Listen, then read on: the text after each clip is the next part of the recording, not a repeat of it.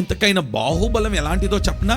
ఇశ్రాయేలు ప్రజలందరూ ఐగుప్తు దేశంలో బానిసలుగా ఉన్నారు, వారిని విడిపించినాడు, వారిని తీసుకొని వెళ్ళాలనుకున్నాడు. ఈ లోపు కొంత దూరం ప్రయాణం చేసిన తర్వాత ఎర్ర సముద్రం అడ్డుగా వచ్చింది. ప్రజలందరూ అక్కడి వరకు వచ్చి ఏమన్నారు తెలుసా? ఏమయ్యా, అక్కడనే వదిలేస్తే బాగుంటేదిగా, ఈడి వరకు తెచ్చినావు. ఎందుకు తెచ్చినావు? సముద్రంలో ముంచడానిక, శత్రువుల చేతికి అప్పగించడానిక? అందరు అరుస్తుంటే, ప్రభువా ఏం చేయమంటావు నాయన వీళ్ళతో? ఆకాశం వైపు చేతులు ఎత్తినాడు. వెంటనే ఆయన ఏమన్నాడు తెలుసా? మోషే, నా బాహుబలం ఏమైనా తక్కువైందా?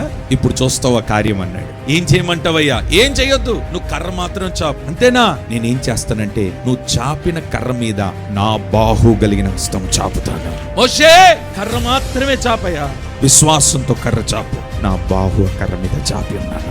ఇప్పుడు చూస్తారు ప్రజల కార్యాన్ని. అదే కార్యం ఈ రోజు నీ జీవితంలో దేవుడు చేయబోతున్నాడు. నా దేవుడు ఈ రోజు నేను అంటున్నాడు, చెయ్యి మాత్రమే చాపు, నేను నా బాహును దాని మీద ఉంచబోతున్నాను.